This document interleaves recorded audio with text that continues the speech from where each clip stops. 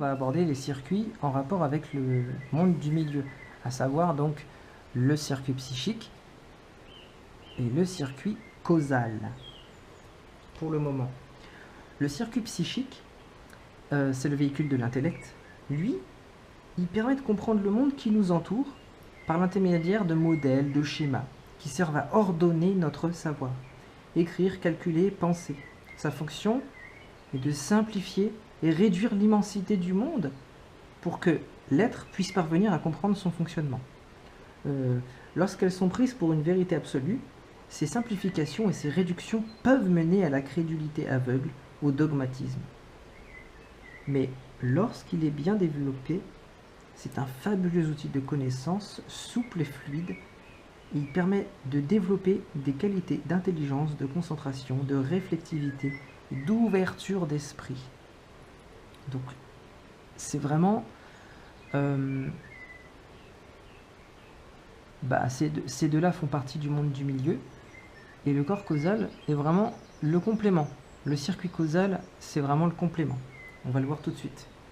Le circuit causal, en fait, c'est ici avec lui qu'on acquiert la maîtrise des sens.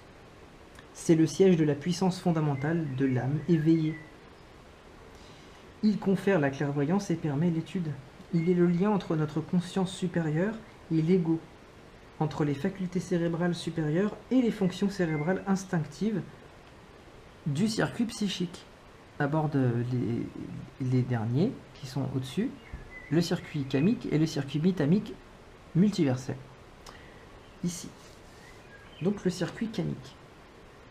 Le kami, c'est un terme qui se réfère en premier au kami de l'univers central, qu'on appelle donc Omoto no Okami. Ensuite, il exprime tous les kami locaux.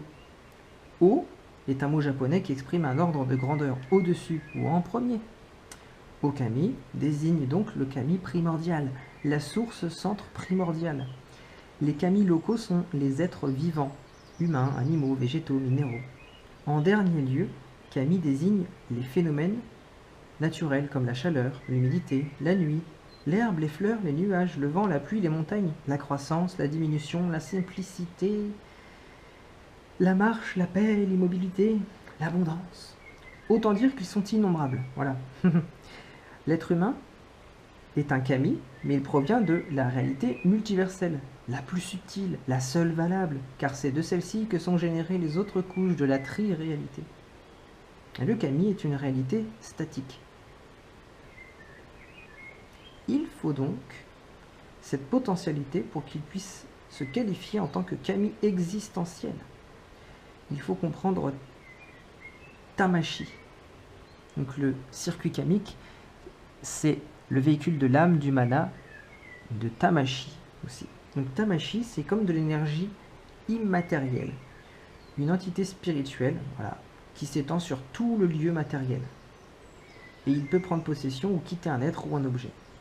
Tamashi, c'est ça. C'est une substance qui est présente pour qu'on puisse dire qu'il y a de la vie, du vivant. Voilà. Le circuit mitamique est véhicule de l'esprit. Donc chaque être est doté d'un mitama. Le circuit mitamique, c'est un néologisme. Donc chaque être est doté d'un esprit, un mitama, qui est une part d'O-mitama. L'esprit des êtres se divise ensuite en 4 aspects d'âme. Les mitamas ont d'abord investi les éléments terre, eau, feu, air, éther. Ensuite les minéraux, les végétaux, les animaux et enfin les êtres humains dits ningen. Un ningen est une forme de vie qui réunit et contient les précédentes. L'être humain est neutre par nature. Le monde perceptif fait en sorte d'influencer Mitama, à adopter un mode de fonctionnement. Donc pour comprendre, il faut voir Mitama comme substance spirituelle. Dans les phénomènes naturels, les minéraux, les végétaux, les animaux, parfois certains objets, il y a une substance présente. Et enfin, le corps chamanique. Est-ce que vous avez besoin d'un dessin? Bon, on est bien avancé. Alors, va bien me lancer.